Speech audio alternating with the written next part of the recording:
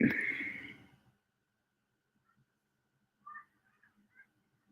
hello, hello.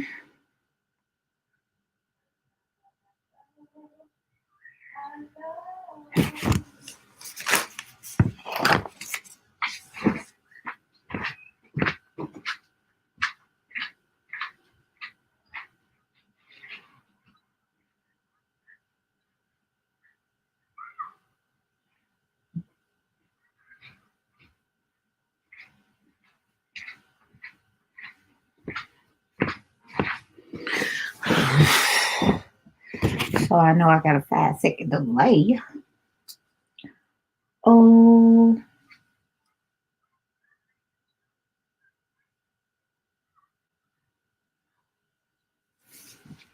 how everybody doing?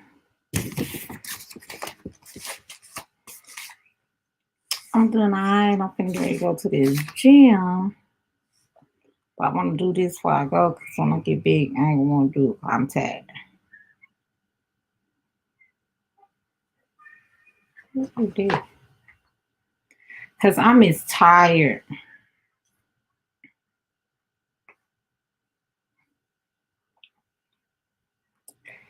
Welcome to Sitting in the Sip for Sabrina. I am Sabrina. And we on Power Book 3, Raising Kanan, Season 2, Episode 7. No love lost. Ain't no love. Ain't no love. Ain't no love in the heart of mine. Okay. Um,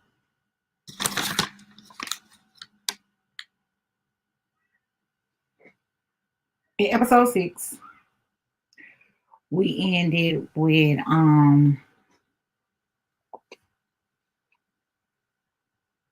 Lou in the studio beating the hell out of Crown, and then taking that cord and ending him saying Ziza, and Ziza saying, "Whoa, what we gonna do with him now?" Okay, so that's how that ended. Episode 6. I mean, mm-hmm.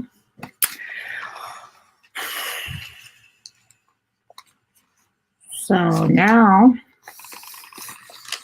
we're at Juke is at Nicole Graves' site. Nicole dad.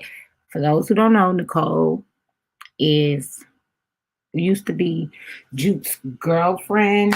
But she ended up passing away on an overdose of some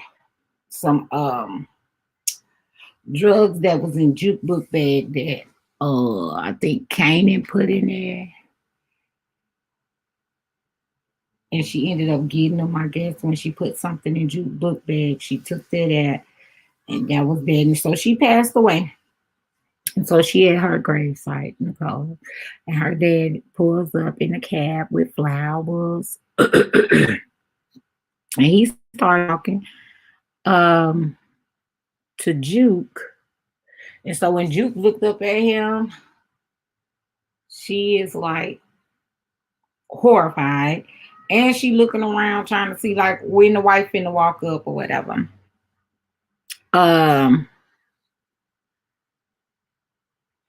He assured her that his wife is not with him and that they are actually getting divorced. And he went on to say like it was gonna happen probably when Nicole went to college, but hey, it is what it is.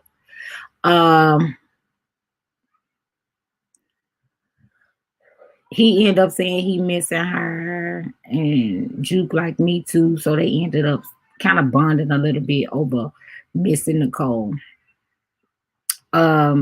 He also was just telling Juke that he was glad that she made his daughter happy And then he just like, if you ever need anything, you know, she know where to find them. And then he had asked about the tape that they had did when they was singing in the mall.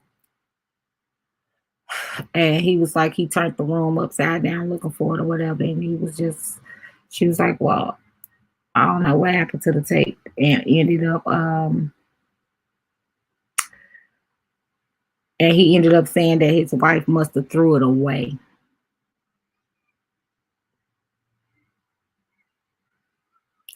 Right after that, then he was just like, I'm gonna just give y'all a moment. And she was like, you don't have to leave. And then he just explained how he come to the grave site almost every single day. So trust, she's sick of him. And as he's leaving or whatever, you know, Juke is like blushing and happy to actually get something other than bullshit coming from the parents, because every time Juke see them, the mom used to always be cussing her out and slashing and tassing her why she ain't locked up, all that good stuff. So she was excited to hear that, and you could see it, a smile came on her face, you know. So it made her feel good to hear, like he was just telling her, like, you know, my daughter care about you, so I do too. And it's just that simple. That's why he like, if you ever need anything, you know where exactly where to find me. So Lou in the studio fucking Ziza listening to the radio and trying to figure out exactly when is these folks gonna play this track. She like, you supposed to be fucking me and not listening to the darn radio. So they get back to fucking, she just turned around. And then two goons done came in looking for a crown, because he ended up, I guess, borrowing 50K from them, and he put the studio up for collateral actually. And you know, Lou is like, this my studio and Crown on vacation, whoop whoop whoop, and they just like, yeah, well then, since it's your studio, you gonna be getting this, you gonna be owing this debt and da da da da. And so uh he just, you know, they was just telling him like, well, shoot, since you taking the debt, you know, uh if they don't get their little coin soon, it's gonna be their studio. And it was just that simple. So they leave. Ludum fired up him a square. And Ziza like, you need to finish. So he's shrugging her off. And she just walked out like, nigga, fuck you. Like, really? We can't. She really needed to go. Like, she is based. I don't like the way that she's portrayed. Like, she a little slut puppy out here. Uh Kanan is playing a video game, and then he grabbed his backpack and he pulled out that gun.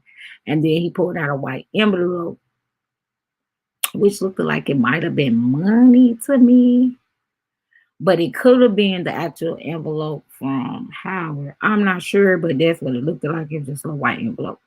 Uh, then he put it all back. He ended up throwing the bag on the bed, I guess, to walk around and get some or whatever, however you go.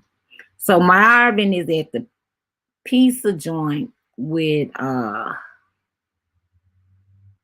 what is dude name? It ain't Capone. It's one. It's Marco. Marco, and they chopping it up about his cat problem, which is Tony.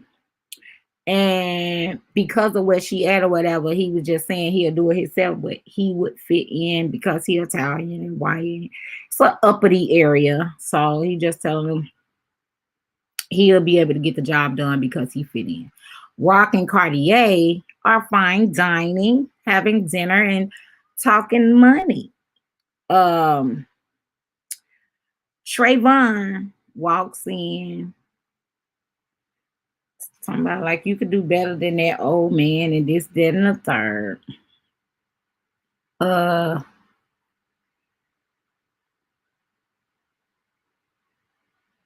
and he is also supposed to be meeting up with him later somewhere else. Cartier is supposed to be meeting him up somewhere later, and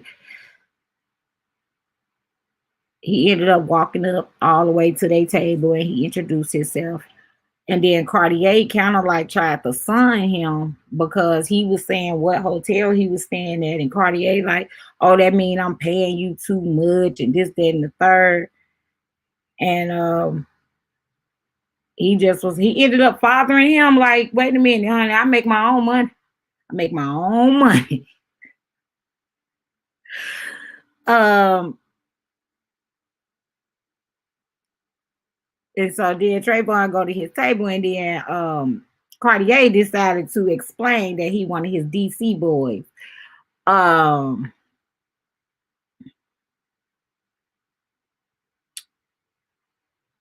so while he is explaining that part to Rock, Rock is like, he not buying it no more. Like, he not buying what you're selling, baby.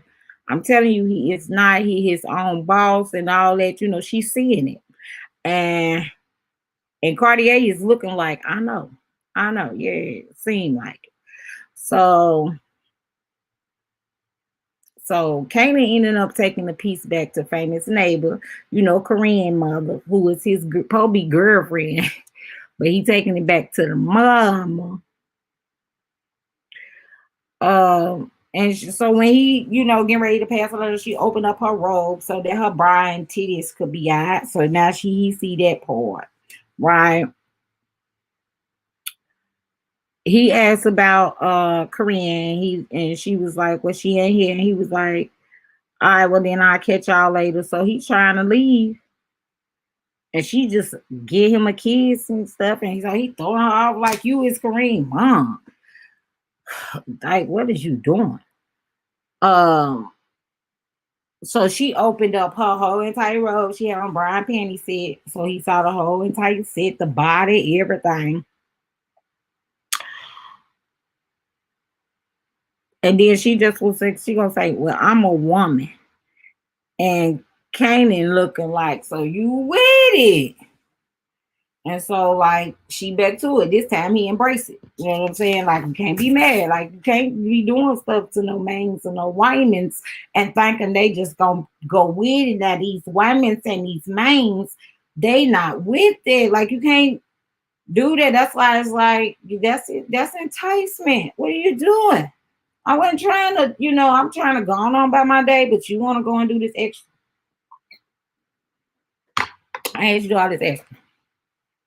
Juke at church with her mom in Bible, some type of Bible study. And I don't know if this is the preacher or the teacher. And he is just so happy talking about sex. And what he started out with is don't have sex with the mama and the daughter, and don't have sex with the husband and his brother, and all.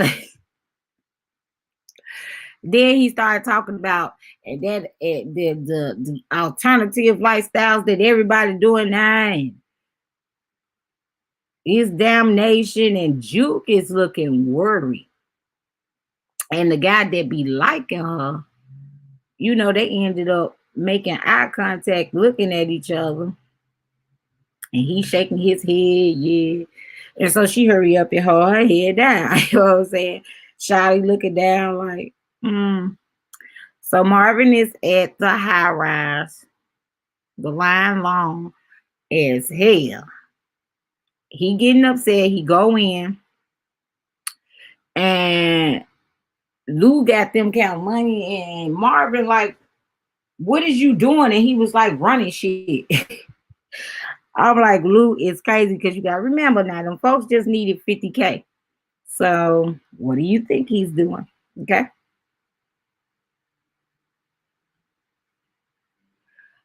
He was like, why you got them counting in the middle of a shift and all of this, that, and the third?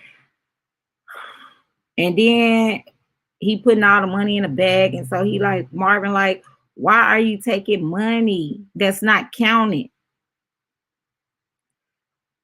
And so Lou like, I got it all in my fucking head, and just walk out. And so the goons is like, we trying to get the books right, but we can't if we keep if we keep getting money out before it's counted. It's just like, this defeats the purpose. Duh. Juke outside the church, and she just waiting for her mama to get through talking to the little preacher teacher buddy. And the buddy who be liking her at the church, um, he ended up saying a little quote, like I think he said, don't you be having sex with your husband and his brother. And then she replied with don't be having sex with the mama and the sister or something. Just that's how they started off talking. And then he was like, so when you gonna give me your number? And they go back and forth.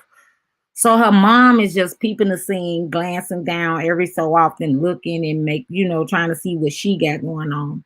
And so he was like, so what, you gonna give me your number or what? So he ended up turning around. She write her number on the back, on his back, on a piece of paper. And then after she gave him the number, she just like, okay, now bye, gone. So Detective Howard is looking good in his suit at the precinct. He found out that Scrap mom was the CI, not him.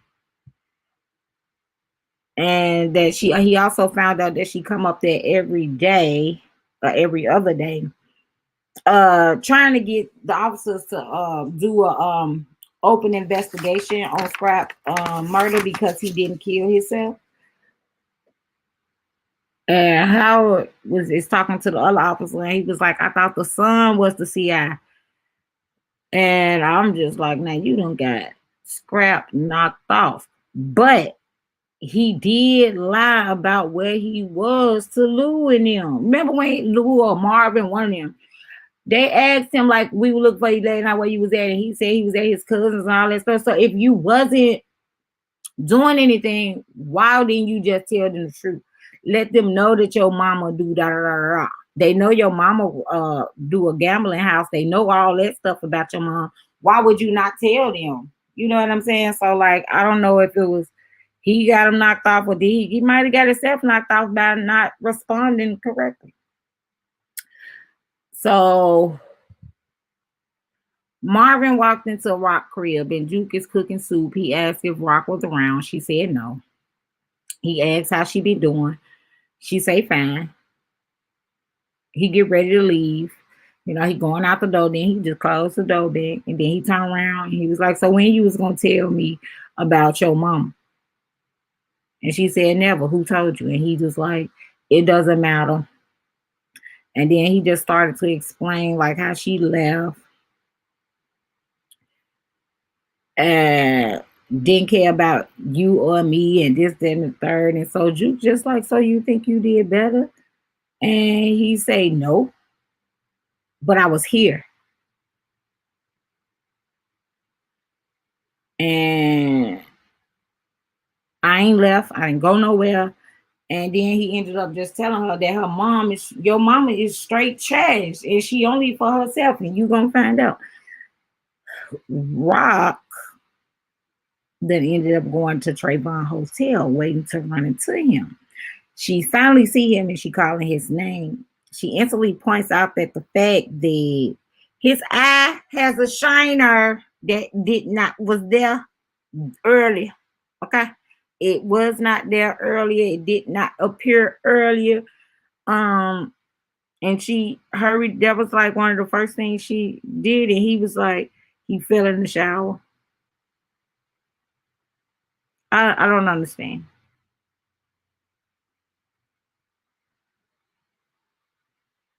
He said he fell in the shower. So she offered him a deal.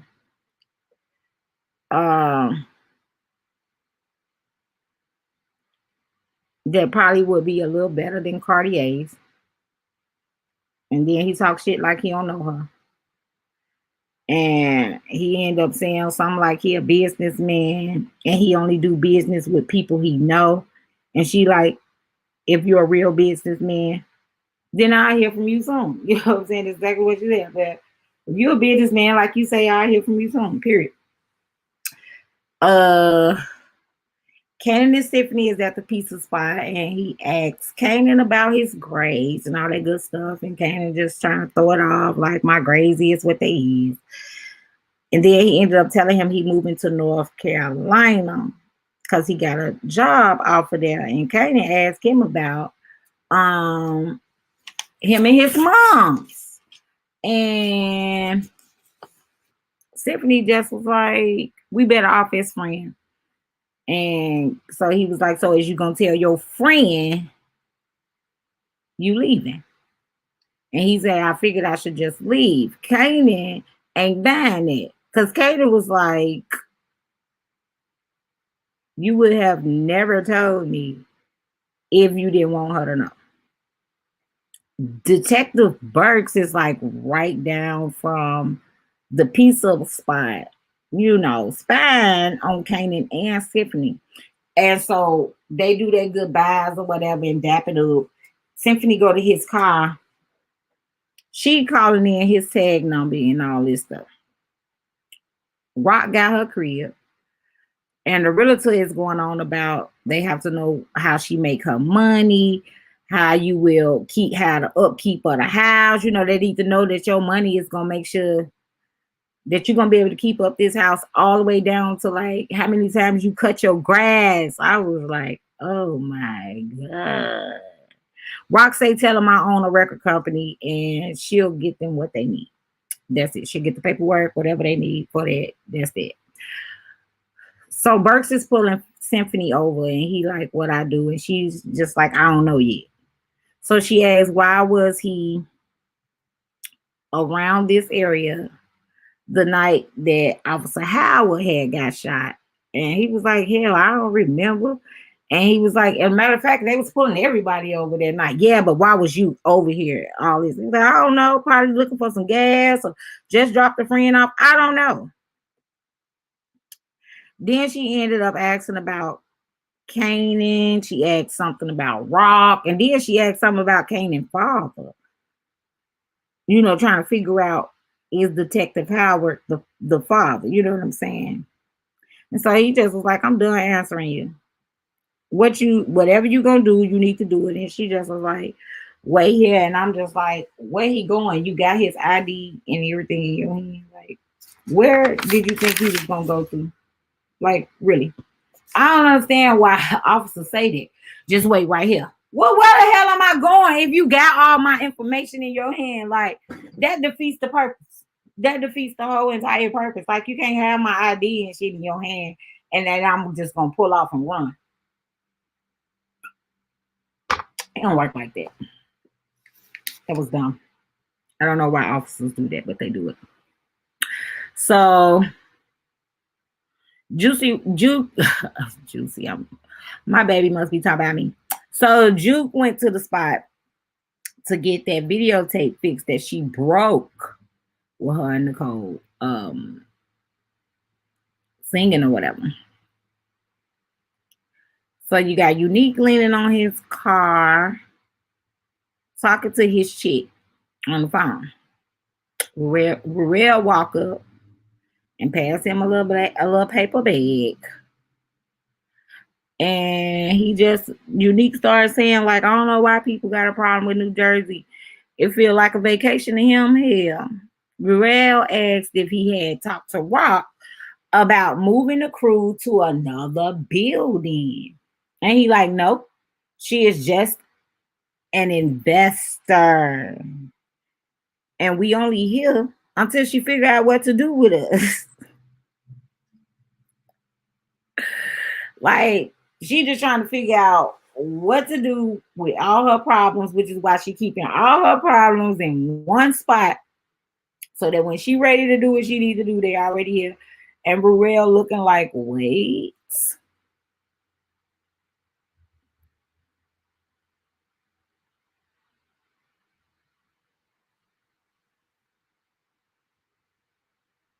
And then he explained then when, because Burrell is looking like when he was like, why you think she took you out the 40s and brought you here? Why do you think that? So Marco pull up on Unique them and Unique pass him the bag. He like, oh, y'all really doing it big out here in New Jersey, huh? And then he asked about Marvin and will Marvin pay and all this, that, and another. And Unique first and foremost said, fuck him. Then, but he was like, no, but I'm just saying, what about his money wise? And Unique just was like, he will pay what he owed. That's a fact. Like he gonna pay his money though. He will pay his money. Burke is at the precinct going through Howard file with a fine tooth comb, y'all, with another officer, and the other officer is saying at the same time, like, you gonna have my job if you get caught, this and the third. And at that very moment, there's another officer walking up towards the desk from out the back. Um, and he hears them, and he also sees them. And he hear that they talking about Howard and his case, so he really just like just sitting there listening.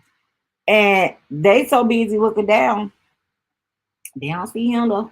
They don't see him, so they don't even know. Rock having dinner, and she is talking to her supplier about Neek and New Jersey. Juliana is there, and she's sitting on the same side as supplier. I think the supplier is her cousin or something like that. Um, but Juliana said, you don't even need Neek, right? And at the same time, there's this guy waiting for his food, right? And he is literally ear hustling. So he get his little food or whatever, and he goes straight to Trayvon car, and he in the car waiting, and he wanted to act. He literally went in telling them who was all sitting at the table, blah blah blah, woo to woo to wham. And so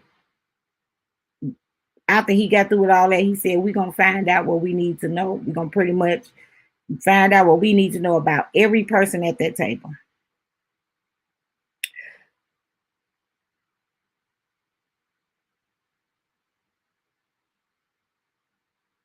Okay, so Lou done got out his car, and he done started walking, and I think he really had literally just got like right in front of his car. And this gong just at the back of his car bust out his tail light. Right.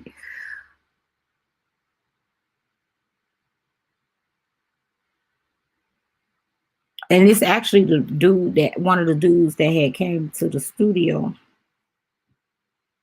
So Lou done turned around. And so, like, trying to figure out what's going on. And then when he realized he done pulled out his gun, but two dudes from behind him, one of them knocked him down. And it's just a lot. A lot. You hear me? I really couldn't understand what they said because they had real heavy accents, right? But it was some like, so you know our urgency and Crown gone for the moment. And then the four dudes just stomped the hell out of. I don't understand really what they was all saying, but them was some of the little parts I got out of it. I know they said something about he needs to know the urgency, and then they was saying something about like Crown ain't here at the moment, so then that's when they start whooping your ass. Like, so since Crown ain't here, we just gonna take it out on your ass. So Rock coming down the stairs, her doorbell ended up ringing, and I'm assuming she looked out. She must have saw who it was. She started fixing her hair, putting all her stuff down. Fixing, she was fixing. She was make sure everything was intact.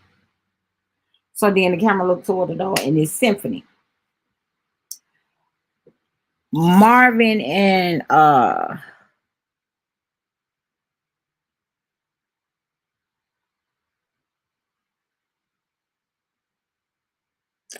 Marvin in where he was at the anger management class. That's what that was.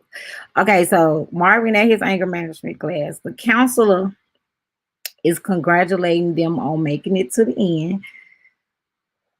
And so they do their family cheers, and then they cheer, and that was that. So Marvin and the guy who had wanted to beat Marvin up for ignoring him, they chopping it up, and they proud of each other.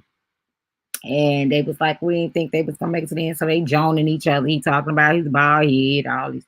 So they was just going back and forth, just clowning with each other. And the counselor interrupted to speak to Marvin, and she just was letting him know that she was proud that he made it. And Marvin was like, I am too. And then she gave him the digits and was like, hey, I hope you keep in contact. If you need me to play anything, just hit me up.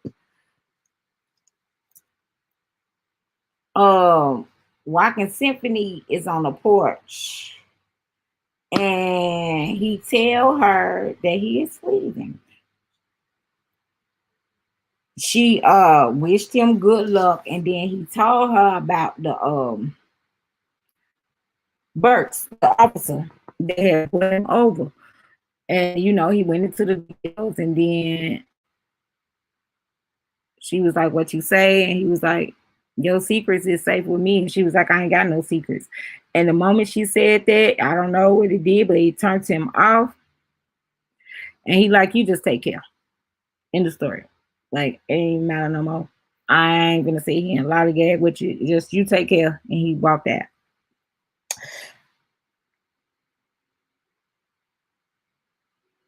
So Kanan is laid up with Kareem's mom. And she ended up bringing up the age factor. He like, I thought y'all was sisters, remember? So they making out. Korean walking in. And Kanan is like, oh no, this just happened. Da, da, da. He is trying to clear it and everything. And she just called her mama her. And the mama say, learn how to keep your man. She threw a carton of juice at her mama. And Kanan want to go after Korean. But her mama like, let her go. And she was like, baby, come on, let her go. And then she started seducing him. And they back to making out once again. Once again, these parents, like, that's what I be saying. Like, that's why I ain't really let my kids do too much or go too many places, like, too much. Like, I don't trust parents. Like, why is you going around trying to be with these people? Why? Why are we doing it? Why are you trying to talk to people that's your kids' age?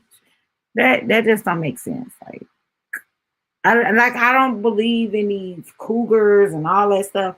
Why are you trying to talk to a man that's the same age as your son? That does not make sense. And like, what example is that shown? Like, if you already didn't have the real daddy in their life, you mean to tell me somebody they was in school with is that I don't know. I don't know what's on none of these people mind. Just like it's the opposite direction road too with the sugar daddies and all that stuff. Why you want this ain't adding up your children? You taking these little young girls around your children that's older than them or the ages. Like, it don't make sense. And you don't understand why nobody ain't respecting nobody, and you gotta sneak and be around these folks because ain't nobody respecting it. Your kids ain't respecting you. And then the girl that's with you, she don't want to keep coming around because your kids ain't shit. Like, it don't add up. The man ain't finna keep coming around, and your sons want to beat them up every day. It just ain't making sense. But anyway, Lou and Cartier is trying to get Lou is at Cartier's trying to get along. And he just telling them like, I'll pay you back. You could set the date, the time with the whoop. I just don't want to let Rock in or let Rock know about it with the wham. And so Cartier like, well, who getting crown money now? And he like, something about somewhere to go. He was like, I want half of what Crown make. I'm gonna be a silent partner. So it's like now you want a piece. You know what I'm saying? He got to shake his hand on that because he don't want to go to Rock. You know what I'm saying? So it's like that shit just getting fucked up and more fucked up. It's looking like Lou gonna have to end you too because you ain't doing right. So you got Marco and the dummy from Catskills. You know the dummy. I think his name Dominique. But the one that they gotta keep giving a pep talk to tell them not to do stuff, don't jump on children and all that. The one who got the real issues special. Um, so you got Marco and him in the car, and they outside of Tony crib. Marco is giving Dummy this pep talk and how he don't want him to tell his dad about any of this that's going on. And then they go in there and we're gonna do what we gotta do, and we ain't gonna tell nobody nothing. And this, so he gotta literally get him a pep talk as well. Juke walking and talking with the dude from the church, and they talking about the movie that I guess that they had just saw. Um, and I don't know, it was weird. But in the midst of them talking about that movie that they had just not too long saw, they ended up kissing. Y'all, so Juke kissed the boy. Oh, and mind you, her hair been down. Okay, her hair's down. So Tony and her man, they up there fucking. They talk for a little second, you know what I'm saying? He like I'll be right back, so he get up for a little second. She do a line. Marco bust in and shoot her instantly. Her man jump on Marco from behind. So you got Dummy just holding the gun, right? He just holding the gun. And Marco is like, shoot him. Shoot him. This dummy shoots Marco. Then the dude grabbed Marco gun and started shooting at Dummy. So then Dummy realized what's going on. So then he shoot back. Then as he going down the stairs, the Tony dude done shot about 3-4 times and shot him. Okay. And then that's when Dummy just run on down. And the boyfriend got up and ran over there to Tony. So Howard at the park, walk up talking about Burks, and Howard tell Rock about Scrap wasn't a snitch. And he also told him about how he got famous out because Kanan had called him, and that he got her dirty drug money out with him. And she was like, what? She was upset still about like it, outside of everything he said. She was still thinking about like, wait, Scrap wasn't no snitch. What? Like that hurted her, right? Um, and he was like, okay, everybody make mistakes. And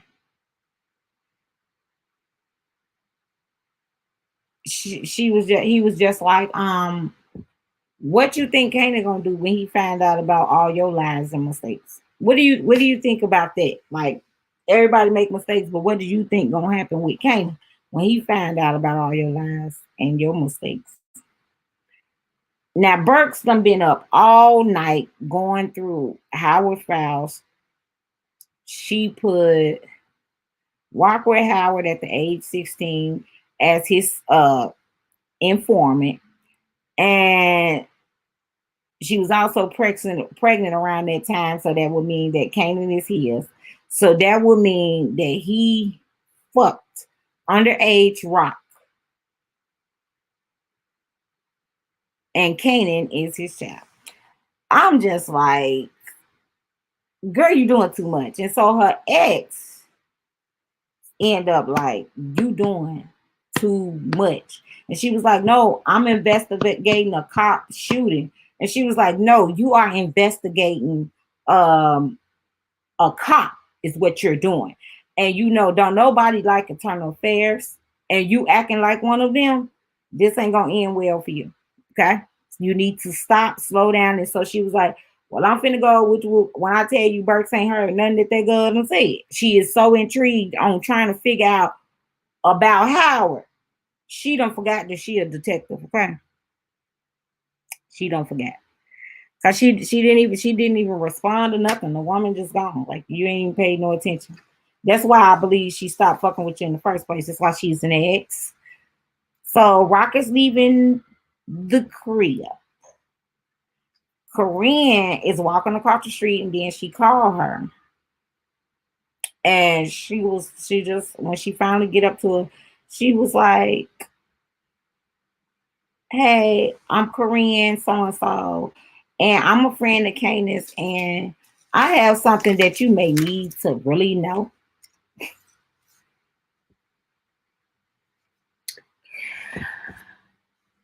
Juke drops off a bag on the porch. Howard is getting out of his car. Juke ring the doorbell, and then she leave the bag, and then she leave from off the porch. And as she's coming past, she see Howard. Howard, as she walking past him, he looking down at a piece of paper, and I'm gonna assume he trying to look at the address. Um, Nicole dad, he picks up the bag. It's the tape he was looking for, and he looking around trying to see if he can see who had left it there, or was there anyone out there that could have been. And she was in disguise. She had on a hoodie and some more stuff, and she wrapped up, so she wouldn't have known if it was her anyway. So Howard walked up to him, asked him his name, and he was like, yeah, he said, I need to talk to you about Burke. He needed to talk to him about Burke. And he asked Howard if he saw who had left the tape on his porch. And Howard like, nope. Because hell, he was too busy looking down. He didn't even realize that somebody was at the same house that he was going to. They went in and they had their talk. And just so happened, she just went like behind a little cut around another building, a little cut like that. And so she was looking the whole time and she saw this dude at the time. Ziza in the studio recording with Lou and Cartier. Cartier is doing way too much. Lou is trying to do his little stuff and he looking up. You keep stopping him from doing something like, no, I can't get it. No. Leave.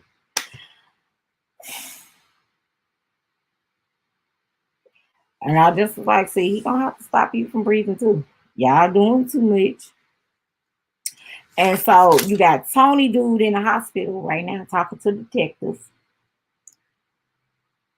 And Dominique, he under the bridge, hurt. Like he is hurt. Like he is barely making it, but he trying to get somewhere. Where he trying to get, we don't know yet.